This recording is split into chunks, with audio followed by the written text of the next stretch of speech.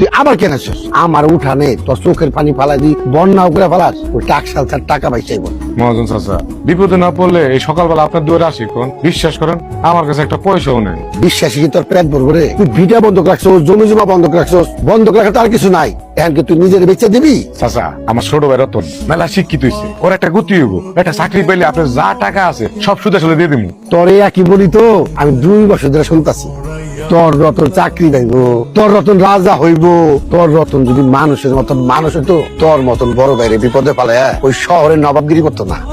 আপনি রতনের নামে এমন কথা কই না চাচা, ও আমার কাছে সন্তানের মতো, ওর চেষ্টা করতেছে চাচা, শেষবারের মতো আমার কিছু দেন চাচা। ওর চাকরি ইন্টারভিউ আছে, ওরে খালি হাতে কেমন ইন্টারভিউতে পাঠায় কোন? তোর এই অন্ধ ভালোবাসা তোরে ডুবাইলো।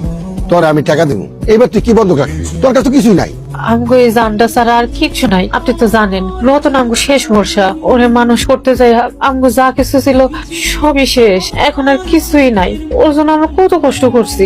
আল্লাহ কি আমগো দিকে একবারও চাইবো না? বৌমা, আদৌ কি রতন তোমাকে মনে রাখছে? যতদূর আমি জানি, শুনলাম শহরে গিয়ে নাকি রতন বদলাই গেছে, কোন মেম সাহেব নাকি বিয়া করছে, তার বাপ সাবই তো আলাদা। মানুষ বদলাইলো, রক্ত কিন্তু বদলায় না চাচা। আমার রতন আমি চিনি, ওর হলে আমি বাজি ধরতে পারি। আমার জামাইটার মন খারাপ দেখে কিচ্ছু হইতেছে না, এর লেগে আমার ছোট মাইয়াটাও না খাইয়া আছে। শেষবারের মতন আমার মাসুম বাচ্চাটার দিকে তাকায় একটু সাহায্য করেন। এইবার আপনার সব টাকা আমরা শোধ করে দিব। দাদু, তুমি বাবারে বকা দিও না। চাচু আমারে বলছে চাচু চাকরি পেলে তোমার সব টাকা দিয়ে দিব। চাচু আমারে বলছে তুমি বাবারে বইকো না। আজিজ, তোর কি তোর মেয়ের প্রতি মায়া দেওয়া নাই? ওর প্রতি কোনো ভালোবাসা নাই? তোরা দুইজন খালি রতন রতন করতেছ। তোকে আজকে আমি টাকা দিলাম, কিন্তু শর্ত আছে একটা। এই যে দলিল, এনে এনে সই কর। আমি জানি চাচা, আপনি আবার না করে রাখতে পারবেন না। আসি চাচা, আসসালামু আলাইকুম। ওয়ালাইকুম সালাম। হাই রাজিস, এই বাইরের জন্য জমি বন্ধক রাখলি, ভিটা বাড়ি বন্ধক রাখলি। হাই রে বন্ধু, এইটা হলো একটা বন্ধকের সংসার। কয়টা বাজে? কেন, কি হয়েছে? নাকি তুমি এই সংসারটাকে অফিস বানিয়ে ফেলেছো? প্লিজ ঝগড়া করো না তো।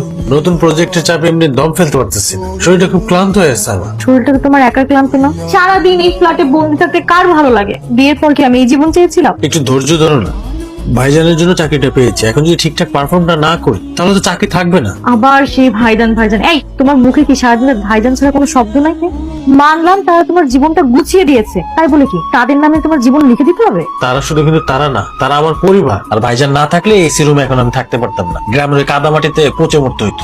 সেটাই তো ভালো ছিল, তাহলে হয়তো আমাকে তোমার এই সেন্টিমেন্টের নাটক দেখতে হতো না। তোমার ওই গ্রামের ওই কুড়ে ঘরে গেলে আমার নিঃশ্বাসটা আটকে যায়। কি দূষিত পরিবেশ, আর তোমার ভাইজানের এত খ্যাত খ্যাত কথাবার্তা না আমি একদম নিতে পারি না, আমার সহ্য হয় না। তুমি এমন করছো কেন? আমার শেকড় তো ওইখানে। ভাইজান কত কষ্ট করে আমাকে মানুষ করিয়েছে, আমার ভাবি গহনা বিক্রি করে আমাকে পড়াশোনা করিয়েছে। দিয়েছো তো কি হয়েছে? এখন তো তুমি কামাই করছো, তাই না? টাকা পাঠিয়ে দাও, শোধ হয়ে যাবে।